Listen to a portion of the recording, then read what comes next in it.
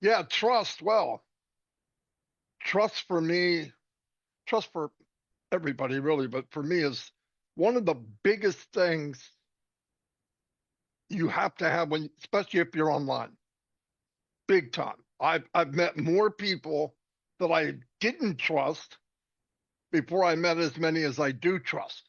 And but I was always open to trust. I gave the benefit of the doubt. We get in the business, the guy's talking, I want to trust them. Was it naive? Yeah, most of the time. But that's how you learn. If you don't get burnt, you're never going to do anything. You have to be willing to get smacked around a little bit. Um, but trust was like to trust someone, they got to be reliable, right? Honest, loyal. I mean, who's more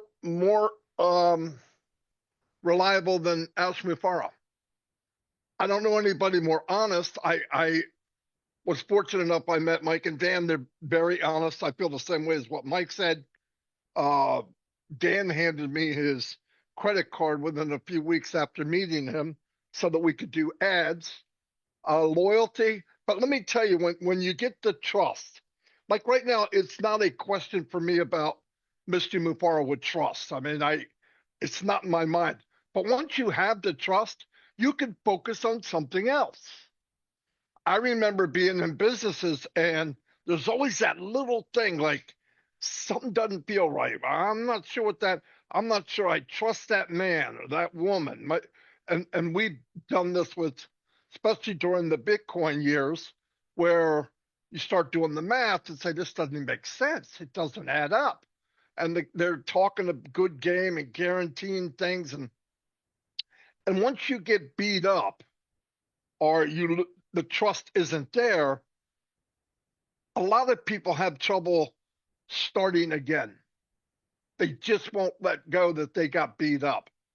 But the first thing we look for when we went into any business, let's try to find out who is it. I don't care, man or woman, who's running this ship. What is the concept of the ship? Where are we going?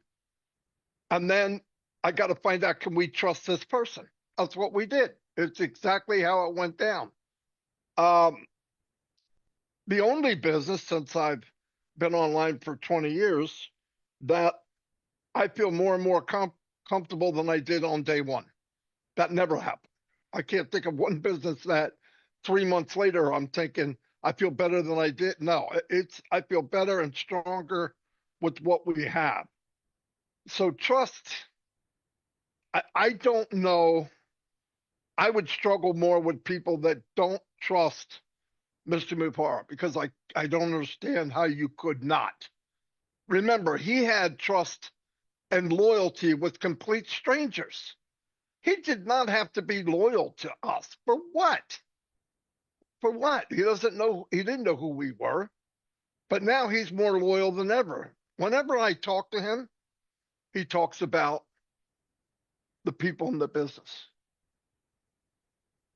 And he could be ripped to shreds, got beat up all day long from lawyers to people on the inside, outside. And hey, what is the first thing? How's everybody doing? I'm like, what the freak? This guy's a nut. But that's the difference between him and about 90 some percent of other people.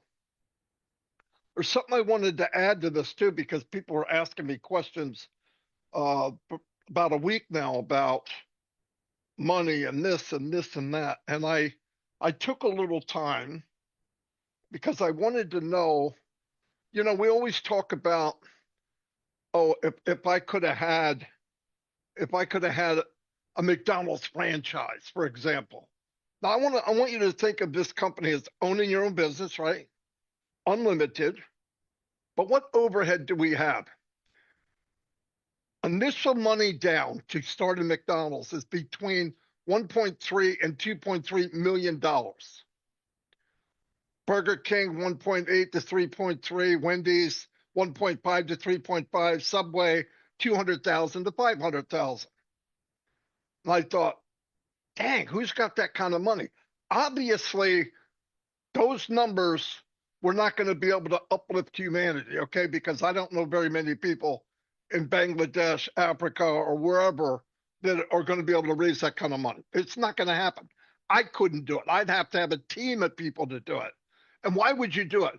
Oh, I want the outcome from it. I want what's going to come once you own it. Here's where people make a big mistake. Annual sales on a good McDonald's is about $3.6 million a year. You say, I'm a millionaire. I'm a millionaire. Burger King's about 1.5, Wendy's 1.9, Subway's anywhere between 400 and a half $1 million. But here's where it gets tricky. After you pay the stuff, what is the net profit?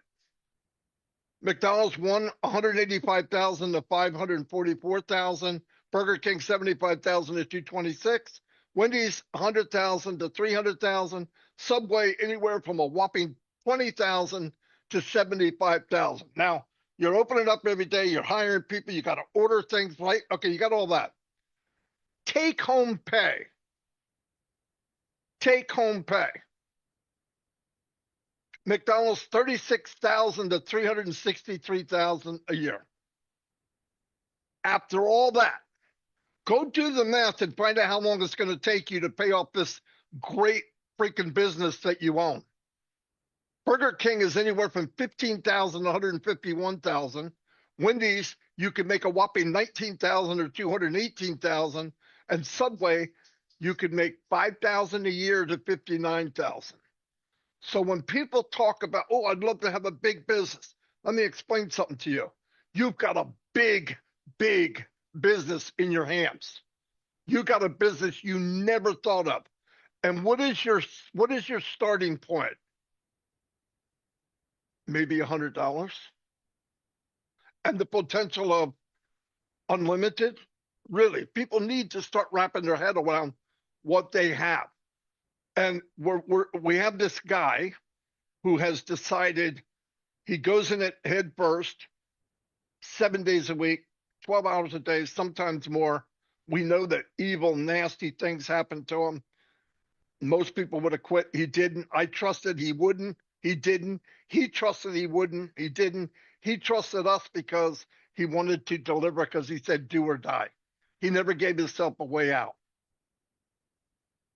Well, I tell you what, I would rather have this position in this company than 5 McDonald's. 5. Now, you start thinking about something. If some of this income of $300,000 a year, but all the work and hiring people and making sure things go right, and it's just absolute chaos to make that. Is it good money? Yeah. Is it what people thought? I guarantee it's not. When you break it down, it's not. A lot of these very, very wealthy people buy 4 or 5 McDonald's because they have the money to put down. It's an investment. But imagine owning a business, your business, where the shelves are full. You don't have to buy it again. You pay for it, and from your profits, you just pay for it every month. And the customers come over and over and over. And the cool thing is, most McDonald's, like around here, they have the same customers. Once in a while, somebody new will come if they're traveling through. But the area, they get a certain amount of customers, and that's it. It doesn't change. We got new customers every day. We got a global base of customers that could come in every day. We could get new customers every minute, every second. And the potential is laughable compared to McDonald's or Burger King or all that. So people need to know, do I trust this man?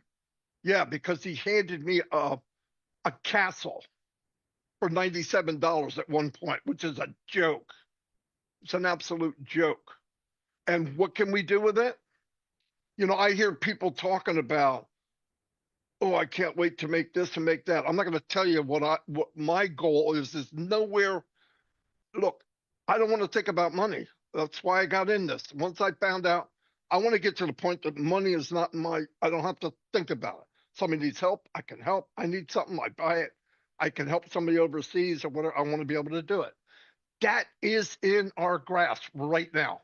And we're about to go into that phase where we're going to see the fruits of Ash's labor. Tell me that doesn't sound funny. The fruits of Ash's labor. We didn't do anything. I talked for 3 years. I'd have been talking for 3 years if I wasn't here. I'm doing what I want to do. I love doing this.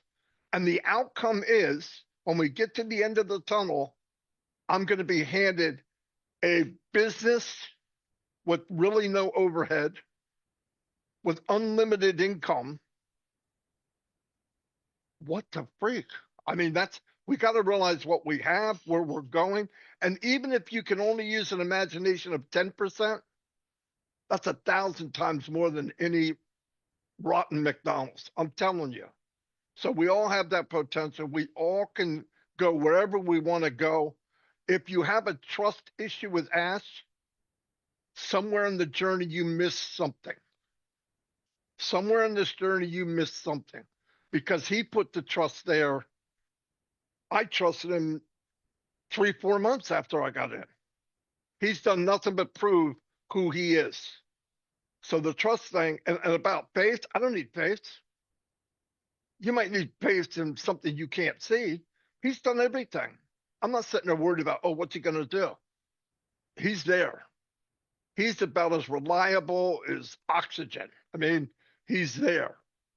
Every day, he's there, he's there. So, yeah, everybody I wanted to pass along is when you look at things and you want to do a comparison, what do we have? And I've been going country to country, and I did a country the other day that makes $27 a month. One sale would double their income.